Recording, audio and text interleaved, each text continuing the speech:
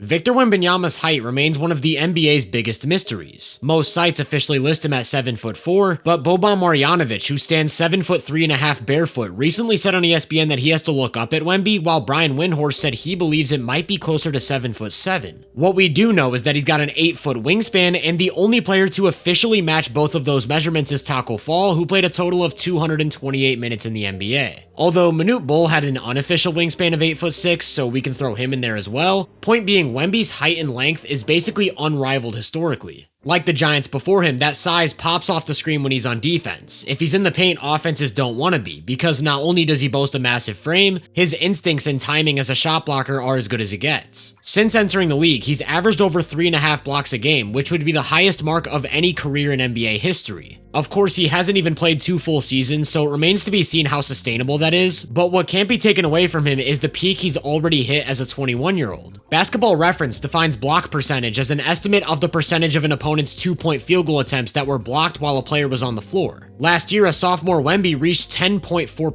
Since 1974, the only player to match that number in a season was, of course, Manute Bol. In the rare event he isn't connecting with a shot near the basket, you best believe he's affecting it, which is why offensive players shot about 13.5% below their expected field goal percentage within 6 feet of the basket with Wemby contesting last season. That takes me back to what I said about offenses simply not even looking to score in the paint when he's there. All he has to do is show himself as a presence, and it takes away the most valuable shot in the sport. That really stands out when he's dropping back against pick and roll. Even if a point of attack defender gets clipped by a screen and it looks like the ball handler has an advantage, chances are they're not going to test Wemby, which allows him to erase 2-on-1 situations. We've seen great drop defenders play both the ball and the roll, but never quite like this. He doesn't even have to bait flag into a decision. All he has to do is position himself in between both threats, knowing he has the length to take away both the shot and the lob. That length allows him to completely break the rules of drop coverage. Typically against a shooter like Clay, you need to put 2 on the ball because he's looking for the pull-up 3. Wemby, on the other hand, can drop, extend one arm to contest a potential shot without committing, taking away a jumper, drive, and roll simultaneously. The result of all of this is that offenses end up living in the long mid-range against the Spurs. Since entering the league, teams take about 10% of their shots from long 2 when Wemby's on the court, which would rank first as the highest frequency allowed of any defense in the league. Keep in mind, on average, a long 2 is about a 42% shot, so not only is Wemby taking away the highest value shot on the court, he's baiting offenses into taking the lowest value one with volume.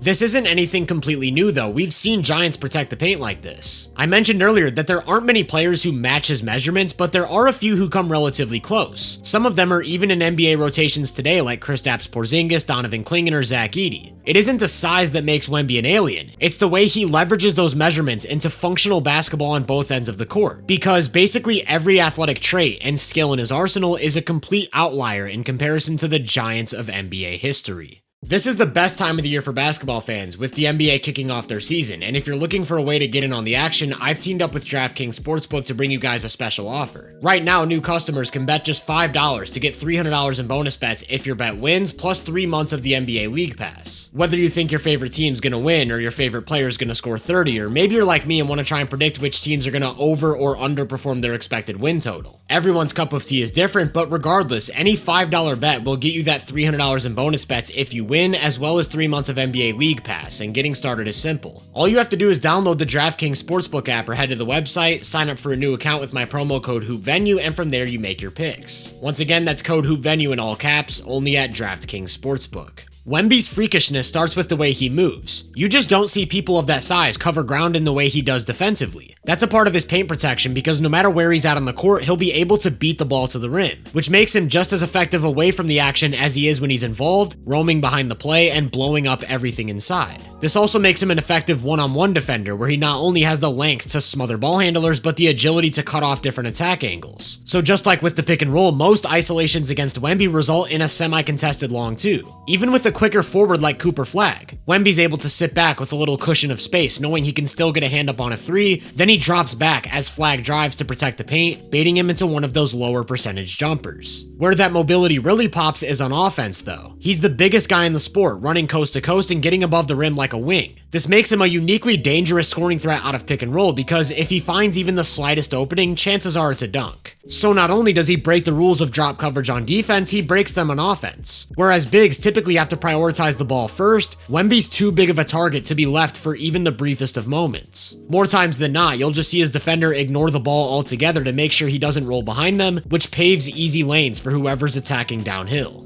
What's crazy is that Wemby could be an all-star level player just off of these tools alone. The mobility and paint protection on defense in unison with monster interior finishing would be enough to make him one of the game's best two-way bigs. Then there's everything else. For example, your 7'4" center dribbling the ball up court against one of the best defensive players of this generation, hanging a left-hand hesitation dribble into an in and out while getting low to the ground like a guard and getting to the rim with ease. There are questions about the functionality of Wemby's handle at times, and I think that's a big part of the reason why his turnover numbers are extremely high for someone who doesn't demand a ton of touches. It's just hard to be completely secure with your dribble when you're that long, and you'll notice that against stunts or aggressive help, he's almost always going to pick the ball up early. It's the same thing against pressure. When PJ presses up and Clay stunts, he picks up the ball from the three-point line, and instead of a clean look at the rim, he gets an awkward floater. Early pickups are a sign you look for in primary ball handlers because it usually means they aren't always able to create clean looks at the rim. Again, it's important to keep in mind that we're talking about a behemoth though, who's capable of getting from the three-point line to the rim in one dribble and 2 long strides. So this is another rule he breaks. As he feels pressure from Lively and Flag helps at the nail, he picks up his dribble early. Except an early pickup for him gets him to the same spot on the court as a guard keeping it alive through traffic. With the ability to handle the ball and get downhill, another outlier skill of his is touch. In the rare event he isn't dunking, he's probably kissing it off the glass from any angle. And if his driving lane gets taken away completely, he's got the shooting touch to drop it in from anywhere on the floor. In Game 1 against the Mavs, he looked a lot more surgical with his use of the mid-range, attacking quickly, knowing where he wants to go, and rising up for incontestable jumpers. Of course, when we're talking about shooting touch with Wemby though, we're primarily thinking about the three-point shot. Last season, he attempted almost 9 threes a game, the most of any 7-footer in NBA history. And although he wasn't exactly a sharpshooter, 35% is still more than enough to be a consistent threat and somebody the defense has to pay attention to. So not only does he free up the paint on rolls, he pulls bigs away from the basket when he pops after a screen, which makes it a lot easier for a guard like Dylan Harper to get downhill. Sometimes it's subtle, but the effect is almost always there. Anthony Davis is glued to him as soon as it looks like he might set a screen, and with nobody else to protect the rim, Castle's able to take it to the rack. The threat of his outside shot also helps open up his own scoring. When Davis drops and recovers, the only way he'll be able to contest a 3 is if he leaves his feet. So Wemby's able to put the ball down with a slide advantage. From there, he uses his handle, length, and footwork to create an opening for a soft touch runner off the glass. When everything I've talked about comes together, you're left with a player who does things we've never seen before. The tallest player in the NBA is handling the ball for an inverted pick and roll with his point guard. Because of the threat of a pull-up 3, he both draws a hedge and gets a center in the air with an up fake. Then he kicks it to the guard for a give and go, resulting in a dunk. Or how about this perimeter isolation against AD? His initial move gets taken away, so he backs up for a reset, throws a misdirection dribble into a drive, only to slam the brakes and pivot into an up fake, which both draws contact and sets him up for a mid-range bucket. I haven't even mentioned the passing. Just when you think you've found a way to stop the demigod from creating an easy shot for himself, he's throwing a no-look pass in transition to set up a teammate for a wide-open 3. So what makes Wemby unlike anything we've ever seen is the fact that his mobility, handle, and touch are all complete outliers for someone of that size. The downside of having those skills in a 7'4" frame though is that he's got a very high center of gravity without much weight. One concern for him coming into the NBA was whether or not he'd be able to assert his physicality at the next level. There were a few games last season where teams were able to take advantage of this and force him into tougher spots. The Rockets put Dylan Brooks on him to get up into his body and push him away from the basket, then they switched every action to not let him gain a numbers advantage, forcing all of his touches to come at least 12 feet out. The Celtics did something similar in February, starting Al Horford on Wemby, switching every screen to not let him get any clean rolls or deep catches, and he only attempted 3 shots in the paint all night. What's interesting though is that the first team to deploy this strategy last year was none other than the Mavs on opening night.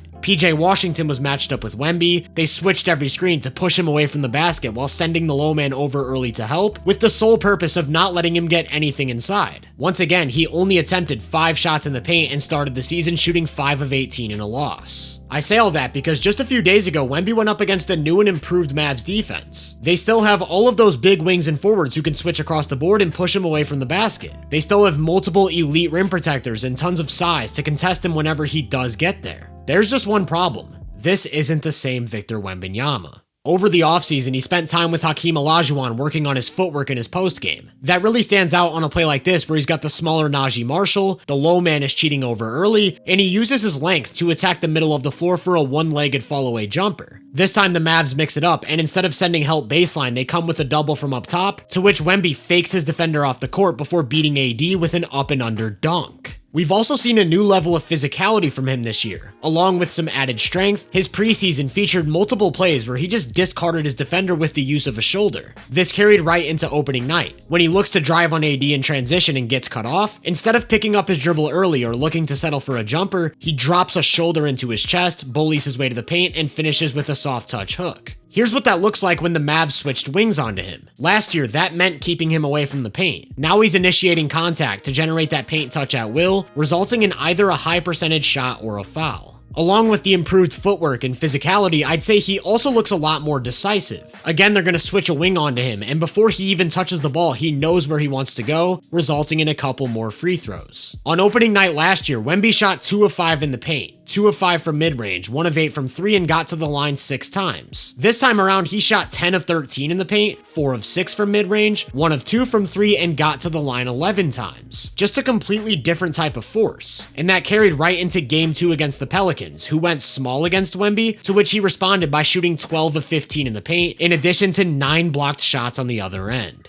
I want you to think about everything I've talked about and how it all applies to one game. There's so much Wemby can do on one possession that doesn't show up on the box score. Every time he forces the offense to take a long two, whether that's out of pick and roll or in isolation. Anytime he alters a shot at the rim without blocking it. Anytime an offensive player refuses to even look at the basket when he's in the paint because of Wemby's presence. And then on offense, anytime he screens and rolls while pulling multiple defenders with him, or when he's spacing the floor from up top, pulling rim protectors away from the basket, which leads to easier driving lanes. That's Wemby's floor. Now think about that player also getting into the paint and to the free throw line at will, surgically picking apart defenses as a mid-range scorer, and doing things like this. Lively denied emphatically by Wembanyama. It's like playing against your dad in the driveway when you're 8 years old. What do you do? Wemby 3, you bet! Plus the foul! There are very few players in NBA history who can impact a game on both sides of the ball in the way Wemby did against the Mavs. And he's 21 years old, just kicking off year 3, so this is only the beginning.